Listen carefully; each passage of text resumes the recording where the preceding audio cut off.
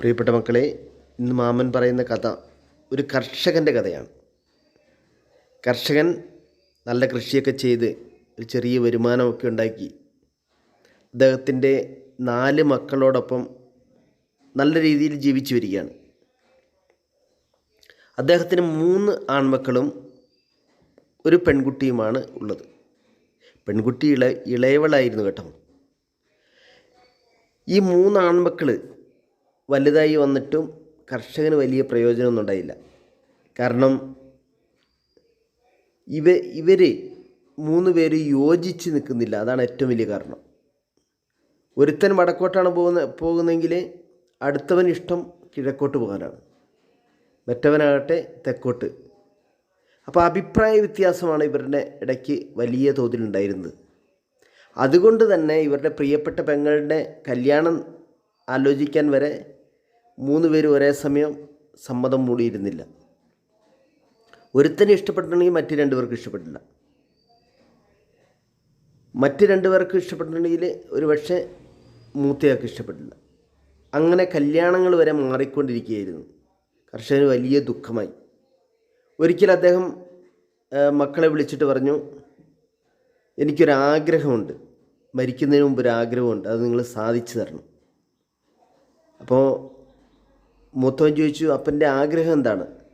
അപ്പോൾ 3 മക്കളും എത്തിയിട്ടുണ്ട്, 3 ആൺമക്കളും എത്തിയിട്ടുണ്ട്. അപ്പോൾ അപ്പൻ്റെ ആഗ്രഹം എന്താണെന്ന് ചോദിച്ചപ്പോൾ അപ്പം പറഞ്ഞു, നീ പോയിട്ട് പറമ്പിൽ നിന്ന് ചുള്ളി വിറക്, ഉണങ്ങിയ വിറക്, പിന്നെ ചെറിയ വിറക് ഒടിച്ചിട്ട് വരാൻ പറഞ്ഞു. ചുള്ളിക്കമ്പുകൾ. അപ്പോൾ അവൻ കുറച്ച് ചുള്ളിക്കമ്പുകൾ ശേഖരിച്ചുകൊണ്ട് വരികയാണ്. എന്നിട്ട് അതെല്ലാം കൂടെ രണ്ടാമനോട് പറഞ്ഞു ഒന്നിച്ച് കെട്ടാൻ വേണ്ടി പറഞ്ഞു. ഒന്നിച്ച് കെട്ടി അതിനുശേഷം മൂന്നാമനോട് പറഞ്ഞു, എങ്കിൽ നീ ഇതൊന്ന് ഒടിക്കി. ഈ കൂട്ടിക്കെട്ടിയ ചുള്ളിക്കമ്പുകൾ നീ ഒന്ന് ഒടിക്കാൻ വേണ്ടി പറഞ്ഞപ്പോൾ അവൻ ഒടിക്കാൻ വേണ്ടി കഴിഞ്ഞില്ല. അപ്പോൾ കർഷകൻ മൂത്തവനോട് പറയുകയാണ്, എന്നല്ല അത് അഴിച്ചിട്ട് ഓരോന്നായിട്ട് ഒടുക്കി. അപ്പോൾ അവർക്ക് പെട്ടെന്ന് ഒടിക്കാൻ വേണ്ടി കഴിഞ്ഞു.